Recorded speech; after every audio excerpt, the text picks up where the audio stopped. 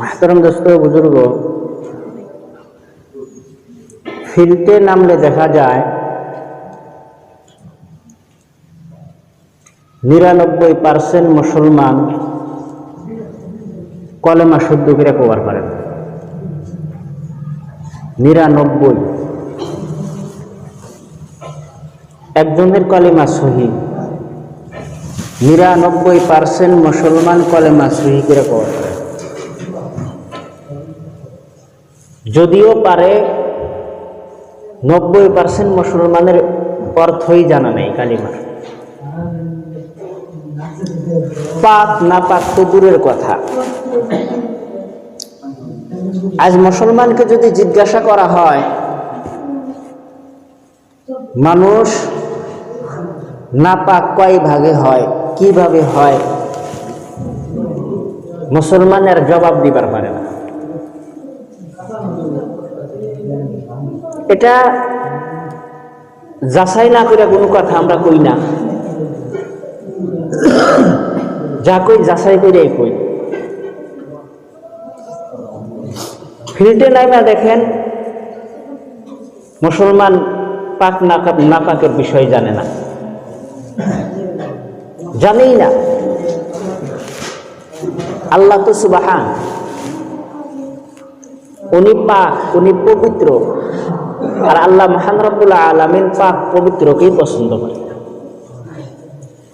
অপবিত্রকে আল্লাহ মহান রব্বুল আলামিন পছন্দ করে না, পাক পবিত্রকে আল্লাহ পছন্দ করে। আর পাক পবিত্র সাত শিখানা এটা ইমানের বিশেষ একটা অঙ্গ। যে পাক পবিত্র অর্জন করবার পারে না বা পাক পবিত্র জানে না, ইমানের এই বিশেষ অঙ্গ তার ভিতরে নাই। বিশেষ মানে দামি একটা অঙ্গ। সাত শিখানা পাক পবিত্র দামি একটা অঙ্গ। পাক এক বস্তু, সাত আর এক বস্তু। পাক আর সাত কিন্তু এক জিনিস না।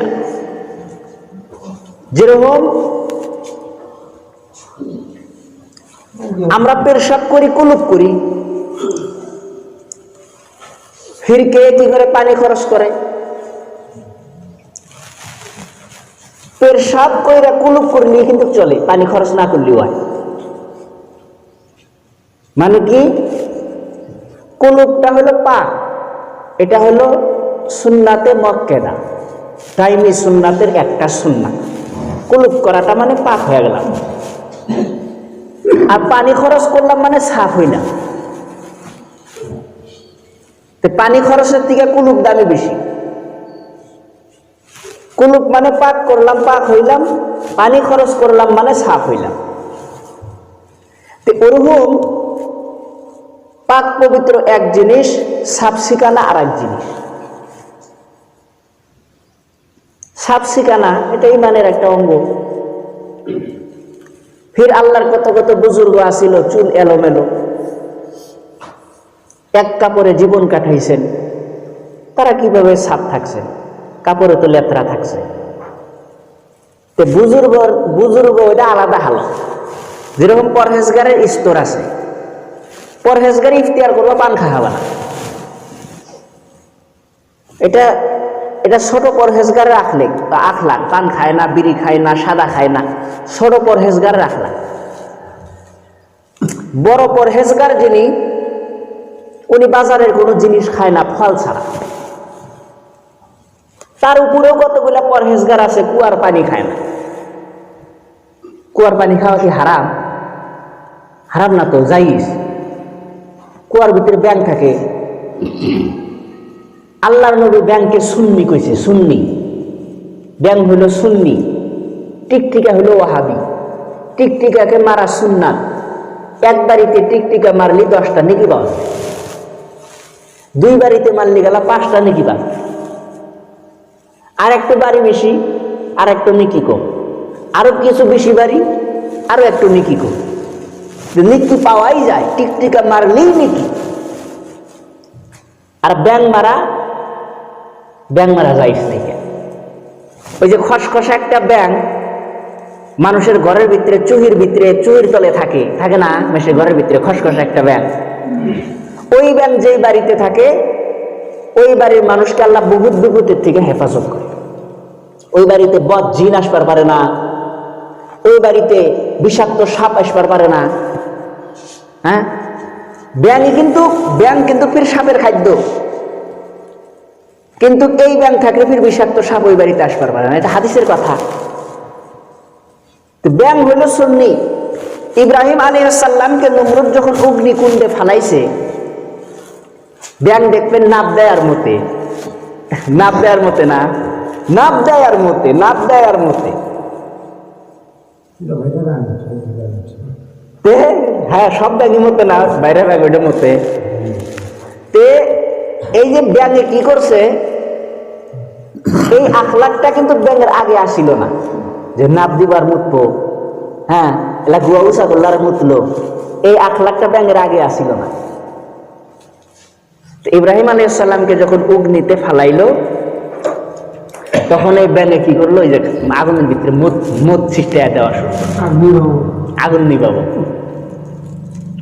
যেরকম হাদিসের ভিতরে আসছে, একটা পাখি, ছোট একটা পাখি বহু দূর আইসা হেরা সাগরের থেকে ঠোঁটে করে পানি নিয়ে হাইরা আগুনের উপরে ছাইরা দিছে।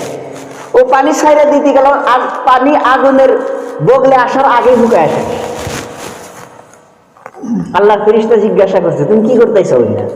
হেই কোন থেকে পানি আনতেছাও? ঠোঁট করে, তোমার ঠোঁটি হইল গুদ্দা, এই ঠোঁটে করে পানি এনে আগুনের উপরে ছাইরা দিতে চাও?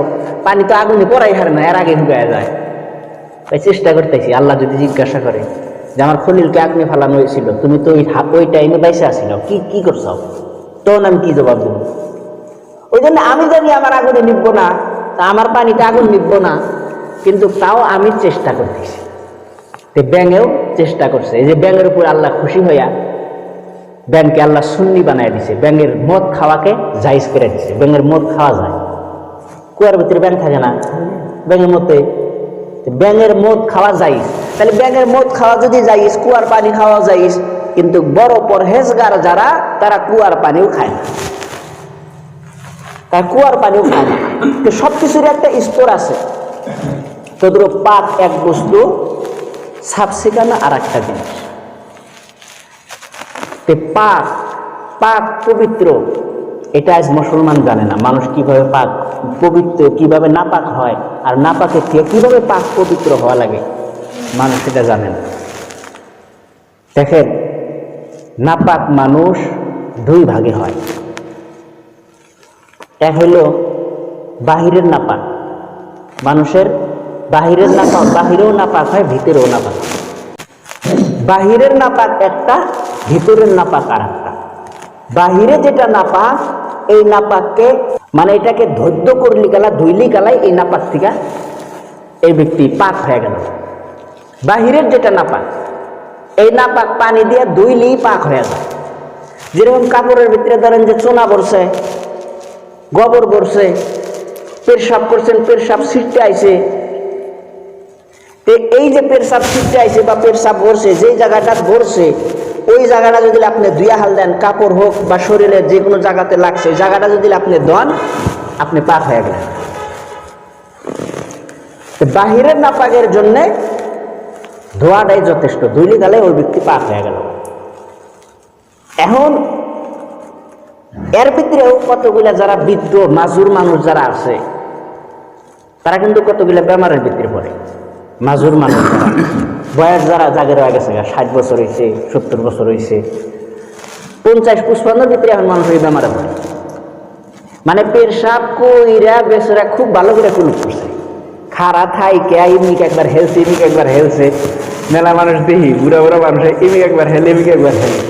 তো কতগুলো সম্পর্কে যেটা হয়, যেটা বাবা করেন কে কই না বাবু, মুইতে হাইরা মেলা টাইম পরেও না ফোটা বাড়ায়, এটা কয় আর কি। মাজুর মানুষ, মাজুর মিলে এরকম বেমার হয়। পেশাব করে ভালো করে কুলুপ করার পরেও তার মধ্যেও পেশাব বাড়ায়, তার মধ্যেও পেশাব বাড়ায়। সন্দেহ হয় কি পেশাব কি বাড়াইলই নাকি, কাপড়ে নাগলই নাকি, এরকম একটা সন্দেহ আছে না। মাসলার ভিতরে আসছে যে ভালো করে কুলুপ করার পরেও যদি এরকম যদি সন্দেহ হয় তাহলে তুমি কি করবা, অল্পখানি পানি নিয়ে পানি আমাকে ছিটিয়ে দিবে ওই সন্দেহটা দূর করার জন্য। এটা একটা মাসলা।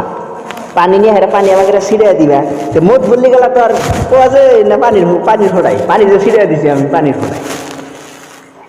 এটা পরের কথা, কিন্তু যাদের এই বেমারটা আছে, যাদের এই বেমারটা আছে যে পেশাব করার বহু টাইম পরেও পেশাব বাড়ানোর সম্ভাবনা আছে, সন্দেহ হয়, তাহলে এই কামটা করলে গেলা হয়ে গেল। ফির কত মানুষ এমন আছে বায়ু বাড়ায় থাকে। এই যে বহুদিন আগে আঙ্গের এই হালকাতে একটা জামাতে ছিল, ওই জামাতে একটা সাথী আছে, ও বাণী 1 মিনিটের ভিতরে বাণী 10 বার পাচ্ছে, 1 মিনিটে 10 বার, কমে পক্ষে, উপরে তো আছেই, কমে পক্ষে 10 বার। বলে এটা কি? এটা একটা বেমার। এরকম বেমার হয় মানুষের বয়সকাল, এটা একটা বেমার, মানে খালি পাদে এটা বায়ু এটা একটা বেমার। হাতরাম দোস্ত বুজুর্গ, এমন বেমার যদি হয়, নমাজ এমন জিনিস, নমাজের কাফারা নাই, তাহলে পাদলি তো উজু থাকে না। এখন বাহিরের নাপাক যেটা, ওটা তো দুইলি জায়গা। এখন ভিতরের নাপাক, বাহিরের নাপাক একটা, ভিতরের নাপাক একটা। তো ভিতরের নাপাক যেটা, ভিতরের নাপাক ফির দুই প্রকার। একটা হলো ছোট নাপাক আর একটা হলো বড় নাপাক। একটা হলো ছোট নাপাক আর একটা হলো বড় নাপাক। তো ছোট নাপাক যেরকম আমরা পেশাব পায়খানা করি, ছোট নাপাক, পেশাব করলাম পায়খানা করলাম, প্রত্যেকদিন দৈনন্দিন আমাদের হয়ে থাকে। ফেরার পর কতগুলা জিনিস হঠাৎ হয়ে থাকে, যেরকম পাথর হয়েছে পেশাবের দ্বারা থাকে এর পড়ে যায়, এটাও ছোট নাপাক হয়ে গেল। কৃমি হয়েছে পায়খানার দ্বার দিয়া পড়ে যায়, ছোট নাপাক হয়ে গেল। বায়ুপাত হওয়া ছোট নাপাক হয়ে গেল। ছোট নাপাকের জন্য উচিত হইল উজু করা। উজু করলি গেলাই এই ছোট নাপাকের থেকে বাইসা গেল। তো এখন বায়ু, এটা একটা বেমার হয়ে গেছে গা। উজু, জান্নাতের চাবি নামাজ, নামাজের চাবি উজু, নামাজের চাবি উজু। বায়ুপাত হইলে গেলা উজু থাকে না, উজু যায় যা। তো বেচারার বেমার সবসময় পাদে, সবসময় বায়ু বাইর হয়। এই ব্যক্তি নামাজ পড়বো কিভাবে? মাসলার ভিতরে আসছে, এই ব্যক্তি নামাজের 5 মিনিট আগে উজু কইরা মসজিদে ঢুইকা নামাজ পড়া শুরু করবে। নামাজের কিছু আগে উজু কইরা মসজিদে ঢুকবো, নামাজ শুরু করলো। নামাজের ভিতরে কত পাদে এই উজুতে এই অক্ত নামাজ শেষ করবে। 12 রেখাতি হোক, আর 4 রেখাতি হোক, 7 রেখাতি হোক, 9 রেখাতি হোক, এই অক্ত নামাজ শেষ করবো। কত পাদে পাদুক গার নামাজ হয়ে যাবো, নামাজ হয়ে যাবো। কিন্তু এই উজু দিয়ে আর এক অক্ত নামাজ হবো না, মানে প্রত্যেক নামাজের জন্য নতুন করে উজু করা লাগবে। কে ফিরে এমন বেমার আছে, ফোটা পেশাব করেই থাকে, মানে পেশাব করে কুলুপ করে খানিক পরে পেশাব বাইর হয়, এটা আলাদা জিনিস। কিন্তু কত মাসের এবা বেমারও আছে যে ফোটা পেশাব করেই থাকে। ওদের মোটা জাতীয় সুতার পেন ব্যবহার করা, পেন পরা, যে পেশাবটা যেটা ফোটা যেটা পরবো ওটা পেনে জানি ঢুকায় আনে। তাহলে এই ব্যক্তি ফির কি করবো? নমাজের টাইমের আগে এই পেনটা খুইলা আর একটা পেন কিন দিব, উজু করব, ওই পেন দিনটা নামাজ পড়বে। নামাজের ভিতরে ফোটা পেশাব কিন্তু করতেইছে, কিন্তু পেন আবার পেন আনবো, পেশাবদানি ফির ঢুকায় হাল দেয়, ফির ওই পেশাবদানি আবার ফেরা মসজিদে না পড়ে, মানে পেনেই জানি ঢুকায় হাল দেয়। এগুলা হলো মাসলা।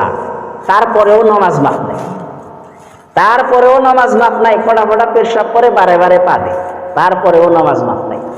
তোমার হাতের দোস্ত হুজুর, এত কঠিন হুকুম, এত শক্ত হুকুম, সেই নামাজ আমরা ছাড়ি। যে ছোট নাপাকের জন্য উজু করা দরকার, আর বড় নাপাকের জন্য গোসল করা। বড় নাপাক কি জিনিস? এক কথায় বুঝে নেবেন, যে কোনো অবস্থায় বীর্যপাত হইল মানে বড় নাপাক হয়ে গেল। যে কোনো অবস্থায়, ইচ্ছাই হোক অনিচ্ছাই হোক, স্বপ্নেই হোক, যেইভাবেই হোক, এখন স্বামী স্ত্রী হোক, যেভাবেই হোক, বীর্যপাত হইল মানে বড় নাপাক হয়ে গেল। এর জন্য কি করা লাগবে? গোসল করা লাগবে।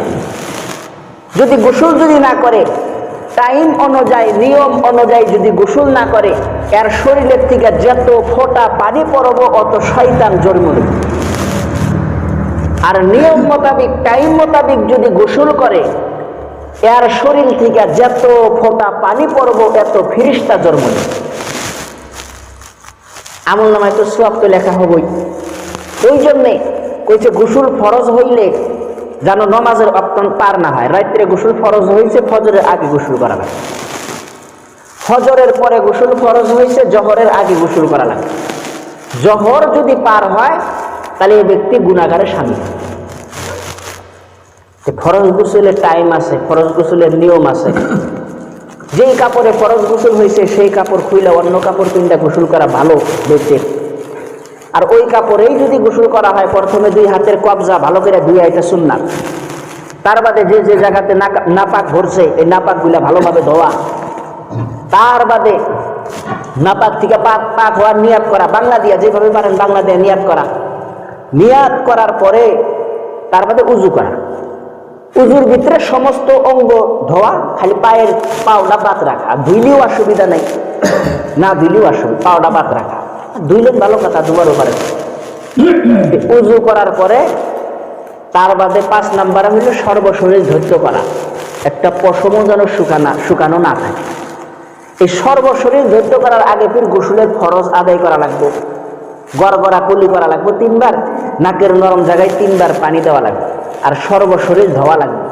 শরীরের কোনো জায়গা যেন শুকান না থাকে, কোনো জায়গা যেন শুকান না থাকে। খুব হুঁশিয়ারের সহিত গোসল করা।